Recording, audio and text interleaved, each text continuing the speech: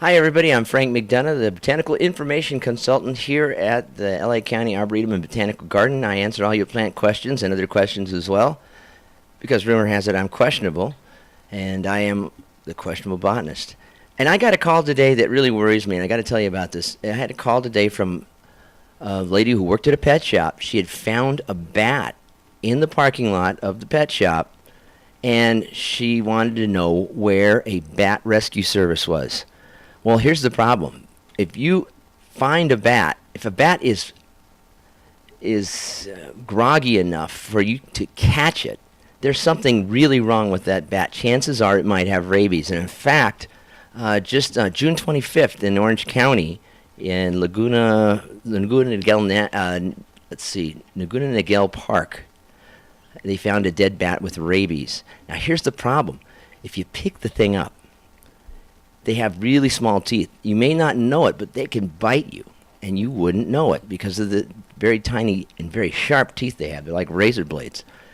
So if you find a bat, the best thing to do is leave it alone and report it to the local authorities, your local health department, animal control, vector control. Any one of these would be great to report it to.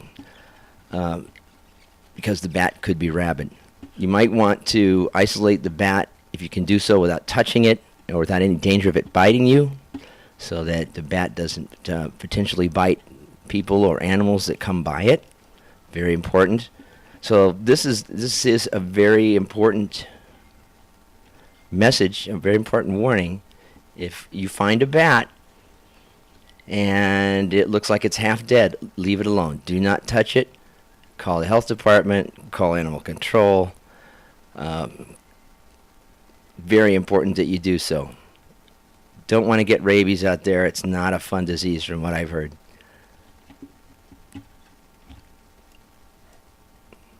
As far as plants go, it's pretty hot right now. A lot of people are on vacation. I haven't gotten a huge amount of calls, but I did get one call regarding damage on citrus trees. There is a pest out there called a citrus leaf miner, and it causes mostly cosmetic damage on new growth. There's a few things you can do to keep it from being a real problem. It's mostly an eyesore. It can cut down the amount of fruit you have. So one of the things you want to do on that is make sure that you're not watering your citrus too much. No more than once every 1 to 2 weeks on an established tree is fine for them. And also you want to be a little light on the feeding. If you are used to feeding your citrus 3 times a year and it's getting a lot of leaf miner, and it just looks hideous. The new growth has these white trails in it where the small larvae that are the leaf miner are mining, just like the name says, underneath the leaf, creating a dead patches and trails on the leaf. That damage happens on new growth, and new growth is encouraged by fertilization, so you can lighten up on the fertilization. I got to tell you, you don't need a lot of fertilizer for most home citrus. Fertilizer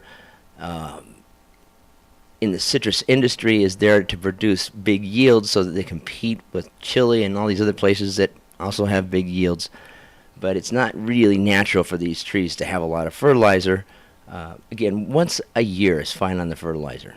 So that's it for today, for today's Questionable Botanist. Thank you for watching, and we'll be here tomorrow at 4 o'clock with your questionable questions. Thank you, and have a goodbye and good gardens.